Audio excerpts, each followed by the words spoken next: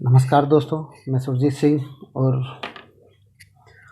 आज की इस वीडियो में जो कि 12वीं क्लास के उन छात्रों के लिए बनाई गई है जिन्होंने राजनीति विज्ञान को एक विषय के रूप में चुना है और जिन्हें 2 पुस्तकें पढ़नी हैं, जिसमें से समकालीन विश्व राजनीति पहली और महत्वपूर्ण पुस्तक है।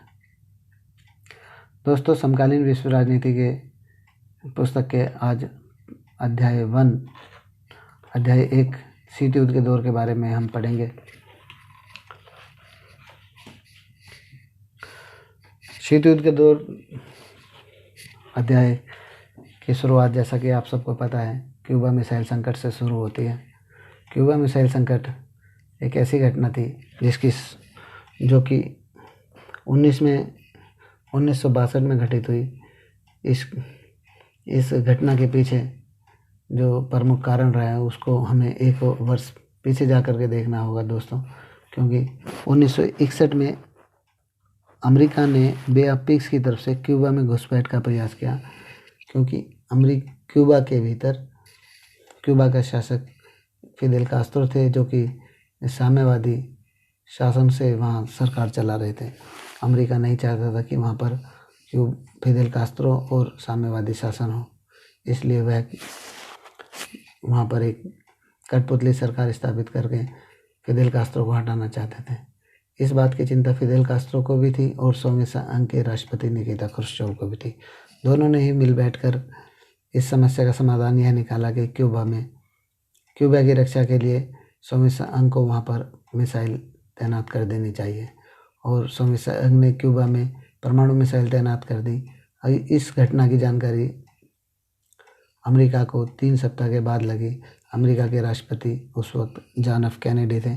जॉन एफ कैनेडी और अमेरिकी कूटनीतिक व रक्षा सलाहकार बिल्कुल नहीं चाहते थे कि इसके द्वारा यह मिसाइल क्यूबा में सोवियत संघ तैनात करे, परंतु वे साथ ही साथ यह भी नहीं चाहते थे कि सोवियत संघ के साथ उनका कोई प्रत्यक्ष संघर्ष हो, ऐसा संघर्ष हो जो कि तीसरे विश्व युद्ध के रूप में बदल जाए। इसीलिए जॉन एफ कैनेडी ने यह फैसला लिया कि वह अमेरिका की रक्षा के लिए क्यूबा की तरफ अपने जंगी जहाज को समुद्र में उतार दिया, ताकि वह वहाँ पर मिसाइल को हटाने का प्रयास कर सके। परंतु साथ ही साथ सोवियत संघ ने भी क्यूबा की रक्षा के लिए आगे बढ़ना शुरू कर दिया, लेकिन जॉन एफ कैनेडी के शासक और क्रुश्चेव दोनों ही इस संकट को टालने के लिए बातचीत भी करते रहे, और बातचीत में शीघ्र ही दोनों ने यह मिलकर फैसला किया कि अमेरिका क्यूबा की आंतरिक राजनीति में हस्तक्षेप करना बंद कर देगा और सोवियत संघ भी वहाँ से मिसाइल हटा लेगा। यह घटना 1962 की है, और इसके बाद क्यूबा से सोवियत संघ ने मिसाइल हटा ली, और इस प्रकार यह एक नाटक के तरीके से क्यूबा मिसाइल संकट का समाधान निकल आया। तो यह तो थी क्यूबा मिसाइल संकट की बात दोस्तों। अब हम देखते हैं शीत युद्ध के बारे में। शीत युद्ध की घटना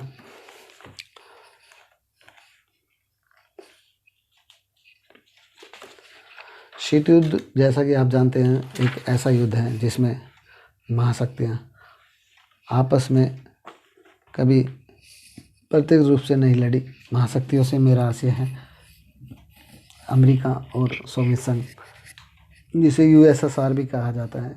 यूएसएसआर यानी कि union of Soviet socialist Russia, रूस या रशिया। द्वितीय विश्व युद्ध के बाद अंतर्राष्ट्रीय परिप्रेक्ष्य में अगर हम देखें तो 2 ही महाशक्तियाँ उभर कर सामने आती हैं, एक और सोवियत संघ है तो दूसरी ओर अमेरिका। शीत युद्ध द्वितीय की शुरुआत 1945 के बाद और 1951 तक शुरू होती है और 1991 तक रहती है। शीत युद्ध का अर्थ यही है कि इस लंबे कार्यकाल में दोनों महाशक्तियों के बीच कोई प्रत्यक्ष युद्ध नहीं हुआ। यदि यह युद्ध होता तो यह युद्ध साधारण युद्ध ना होकर परमाणु युद्ध होता, जिसमें न केवल महाशक्तियों का नुकसान होता बल्कि पूरा विश्व का संहार हो जाता। परंतु शीत युद्ध में महाशक्तियां प्रतिद्वंद्विता तो करती रही, आपस में तनाव और संघर्ष भी करती रही, एक दूसरे के विरुद्ध अखबारों में पत्र पत्रिकाओं में लेख भी लिखते रहे, एक दूसरे को धमकियां भी देते रही। परंतु यह उनका धमकियां किसी भी रूप में प्रत्यक्ष रूप में युद्ध के रूप में नहीं सामने आ सका, इसीलिए इसे हम शीत युद्ध कहते हैं। तो दोस्तों, शीत युद्ध की विशेषताओं की बात करेंगे अब हम। शीत युद्ध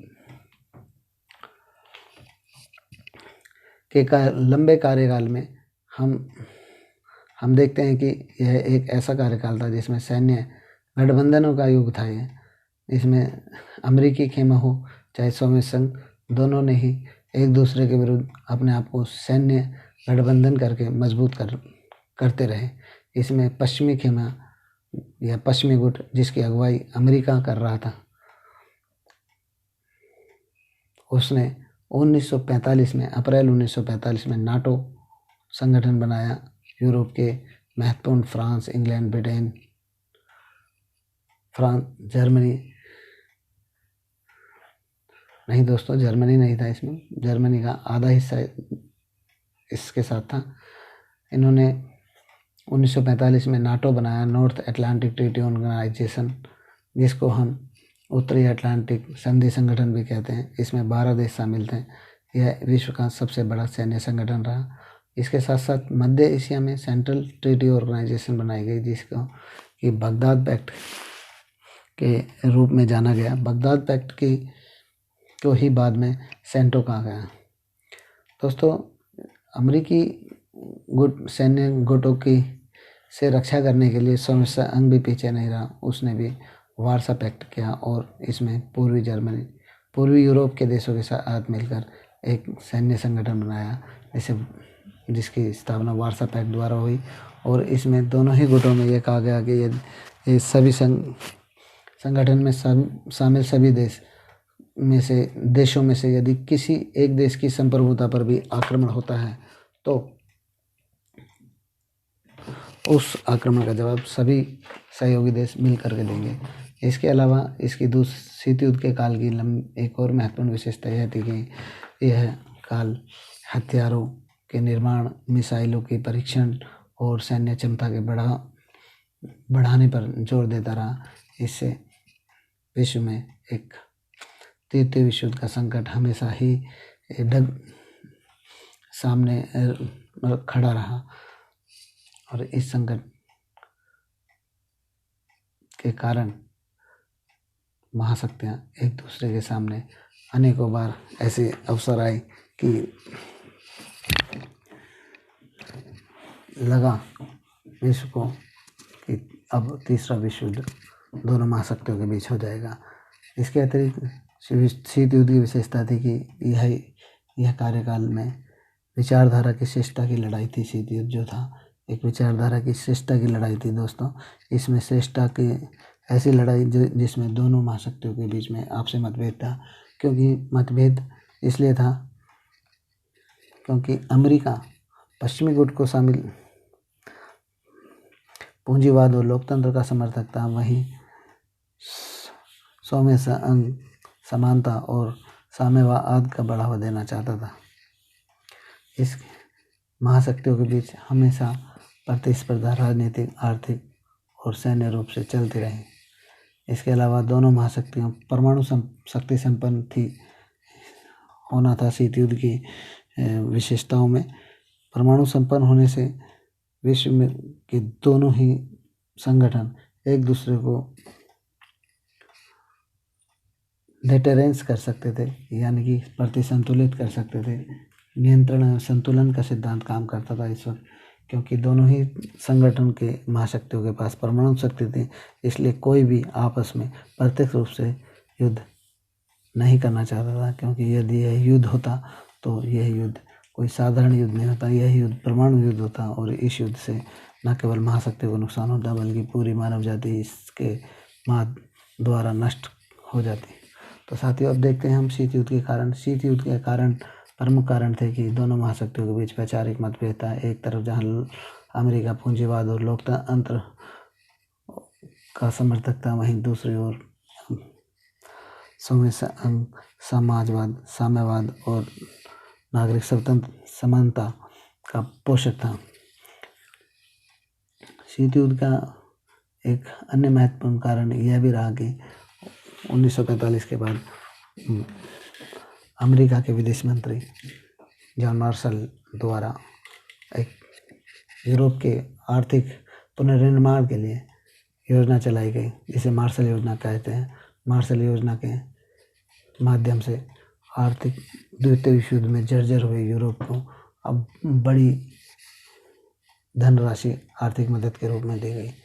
इसके अतिरिक्त हेनरी ट्रूमैन का सिद्धांत भी शीत युद्ध का एक कारण बना, क्योंकि हेनरी ट्रूमैन का मानना था कि विश्व में कहीं भी साम्यवाद का प्रसार वहीं पर होगा जहां पर गरीबी और आर्थिक पिछड़ापन होगा। इसीलिए ट्रूमैन नीति के तहत हर जगह विश्व के हर देश को न केवल आर्थिक मदद देकर गरीबी से बाहर निकालने का प्रयास किया गया, बल्कि उसे अपने खेमे में, अपने गुट में शामिल करने की भी कोशिश की गई। तो इसके साथ साथ शीत युद्ध के अन्य कई और भी कारण थे कि सोवियत संघ हमेशा ही अमेरिकी समाज से अपने आप को प्रतिस्पर्धा में शामिल करता रहा। यदि ऐसा ना होता, अमेरिका भी अब सोवियत संघ से प्रतिस्पर्धा ना करता, तो शीत युद्ध शुरुआत ना होती। शीत युद्ध का एक चौथा कारण भी है दोस्तों, जो मैंने नहीं लिखा है, वो है दोनों महाशक्तियों का शक्ति संपन्न होना। शक्ति संपन्न होने की वजह से कोई भी महाशक्ति आपस में सीधे टकराव करना नहीं चाहती थी, इसीलिए दोनों के बीच से तनाव और संघर्ष और प्रतिस्पर्धा तो रही, परंतु प्रत्यक्ष युद्ध नहीं हो सका।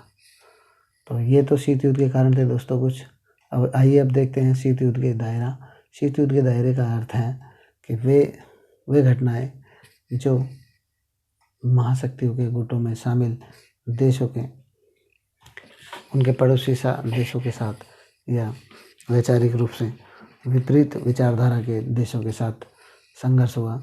जैसे कि कोरिया संकट है, जो उत्तरी कोरिया और दक्षिण कोरिया के बीच 1950 से 53 तक चला। कांगो क्राइसिस 1958 से 1962 तक चली, 1960 में चली। बर्लिन की घटना, बर्लिन का 1958 से 1962 में होना, ये कुछ ऐसी घटनाएं हैं जिसे शीत युद्ध का दायरा कहते हैं। यानी कि शीत युद्ध न केवल अमेरिका और सोवियत संघ के बीच था, बल्कि यह यूरोप, अफ्रीका और एशिया के देशों में भी आपस में संघर्ष करता रहा, चाहे वह अफगानिस्तान की घटना हो, चाहे ईरान की हो। ठीक है दोस्तों, अब इसके बाद आखिर में हम आते हैं शीत युद्ध और भारत की भूमिका, जो कि आज का एक और महत्वपूर्ण टॉपिक मैंने रखा है। इस टॉपिक में हम चर्चा करेंगे शीत युद्ध के कार्यकाल में भारत की क्या भूमिका रही, उसने किस प्रकार से अपनी राष्ट्रीय और अंतर्राष्ट्रीय नीति का निर्धारण किया। तो देखते हैं दोस्तों, शीत युद्ध के दौर में भारत का नेतृत्व भारत के प्रधानमंत्री पंडित जवाहरलाल नेहरू कर रहे थे। जैसा आपको पता है, उन्होंने शीत युद्ध के कार्यकाल में दोनों ही गुटों से, अमेरिका और सोवियत संघ से समान दूरी का सिद्धांत का पालन किया, और उन्होंने दोनों ही गुटों के महाशक्तियों को अपना मित्रवत व्यवहार रखा, और तथा अंतर्राष्ट्रीय स्तर पे निष्क्रियता की जगह उन्होंने सक्रिय भागीदारी की भूमिका निभाई। जहाँ कहीं भी ऐसा अवसर आया कि भारत अंतर्राष्ट्रीय संगठन में के द्वारा या प्रत्यक्ष रूप से अमेरिका और सोवियत संघ के संकट को टालने में उसे अवसर मिला, उस अवसर का उसने पूरा लाभ उठाया और दोनों महाशक्तियों के संघर्ष को टालने की कोशिश की।